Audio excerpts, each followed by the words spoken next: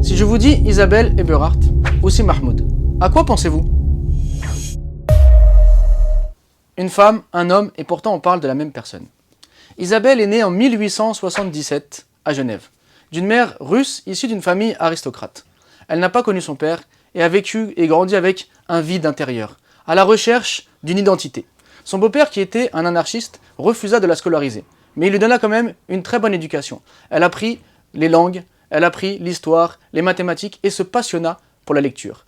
Dans son château ou sa prison dorée, elle vivait à travers les livres et elle s'évadait par la lecture puisque son beau-père ne la laissait pas sortir.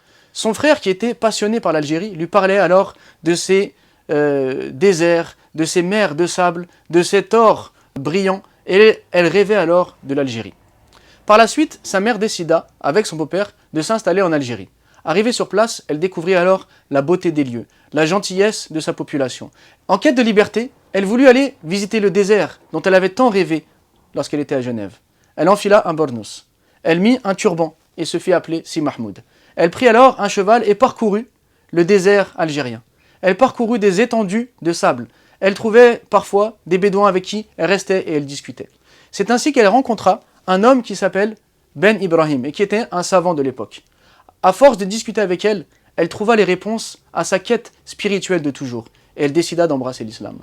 De retour en ville, elle parla de l'islam à sa mère qui, conquis, embrassa également cette religion. Dans ses périples, elle rencontra également un homme, Slimane, avec qui elle se maria. L'administration coloniale vit d'un mauvais œil cette union entre un arabe et une européenne. Des rumeurs se répandirent dans tout le pays.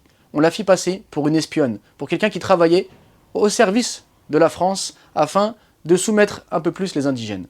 C'est ainsi qu'un Algérien voulut alors se venger et la tuer. Après cette tentative d'assassinat qui échoua, le gouvernement français décida alors d'expulser Isabelle de l'Algérie afin de la protéger, mais également car elle avait commencé à écrire dans des journaux locaux afin de dénoncer la politique coloniale de la France, ce qui ne plaisait absolument pas au gouvernement. À Marseille, elle se sentait mal à l'aise, elle se sentait loin de son pays d'adoption. Elle décida alors, dès qu'elle le put, de retourner en Algérie. Sur place, elle se mit à écrire. Elle écrivit ce qu'elle voyait dans le pays, comment vivaient les gens, leurs mœurs, la description des paysages. Et elle décida d'écrire un roman qu'elle intitula « Dans l'ombre chaude de l'islam ». Mais un jour, bouleversée par une inondation, elle dut, avec tous les habitants du quartier, fuir pour ne pas mourir sous les eaux. Mais elle se rappela que son roman, le manuscrit qu'elle était en train d'écrire, était encore dans sa maison. Elle fit demi-tour afin de sauver son manuscrit. Et cherchant son manuscrit dans sa maison, elle fut prise par les eaux et mourut noyée.